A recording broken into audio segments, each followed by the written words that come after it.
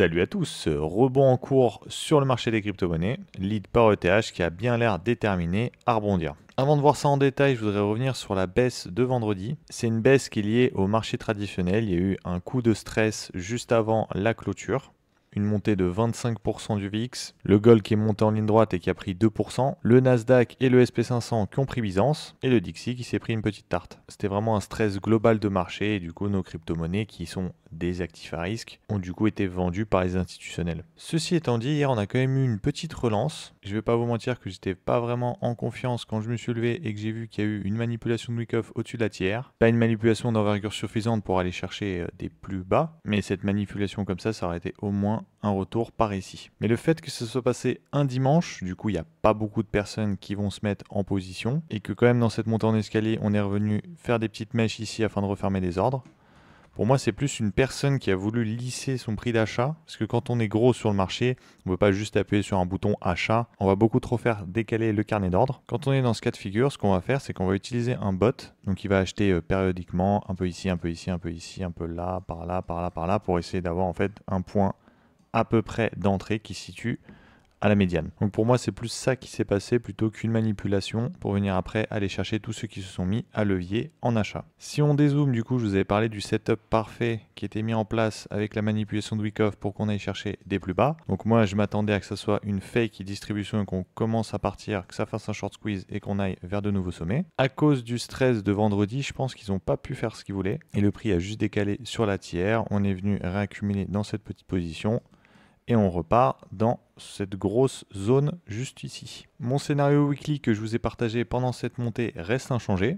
Je m'attendais à un arrêt sous les 4K dans cette zone-là pour que les personnes pensent que la résistance des 4000 va encore tenir, qu'ils se mettent tous en short pour qu'on vienne tous les liquider et profiter de leur liquidité pour aller vraiment bien plus haut et aller taper l'ATH pour moi. Pour ce qui est de BTC qui est un peu moins vivace que les altcoins et ETH, je ne vois vraiment pas un monde où il ne vient pas rechercher tous ces petits sommets ici. Parce que sinon ça voudrait dire qu'il est parti à la baisse en laissant bien le temps aux personnes de se positionner ici, ici, ici, de partout en vente. Juste avant, on est venu liquider toutes les personnes en achat. Donc ça voudrait dire qu'on venait liquider toutes les personnes qui étaient en achat pour après laisser tout le monde short et faire baisser le marché. Pour moi, ça n'existe pas. J'ai jamais vu ça, donc j'y crois absolument pas. Quand on se met en 4 heures, c'est magnifique. Il y a eu une accumulation de Wyckoff là en interne pour revenir dans cette OB 4 heures. Là, on a une réaction, donc on va voir à peu près le mouvement. C'est quoi? C'est un peu moins que du daily. Je dirais que c'est du 10-12 heures. Donc on se mettrait peut-être en 1 heure 45 minutes, quelque chose comme ça. 1 heure, ça nous donnerait hop, un truc comme ça, mais il serait un peu gros si on va en 45 minutes. Allez, voilà, hop, si on va en 45 minutes.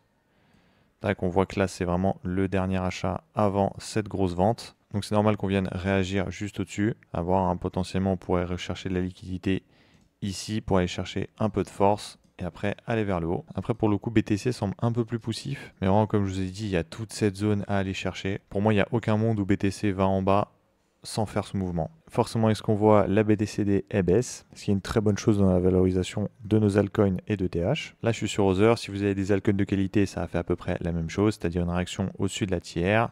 On est revenu manipuler ici, puis après, on est redescendu. Et là, on revient sur la première zone de rebond potentiel, à voir si vraiment ETH arrive à nous lead vers le plus haut, parce que sinon, malheureusement pour moi, cette zone-là serait beaucoup plus cohérente, surtout qu'il faut faire gaffe. En août, la saisonnalité est vraiment pas folle sur les marchés. Si jamais on y revient, ce serait pour moi une très belle occasion de in sur les altcoins si vous y croyez. Pour conclure, je suis bullish parce que ETH est vraiment magnifique à regarder. On a une baisse de la BTCD, on a nos AL qui repump un peu. Très beau début de semaine. Si jamais on a un échec de TH dans cette zone-là et que ça repart, malheureusement, là par contre, on va vraiment prendre cher. On verra ce qui se passe à la fin de la journée et dans les prochains jours. Mais à l'instant T, c'est très positif. Merci du temps que vous m'avez consacré. Je vous dis à la prochaine.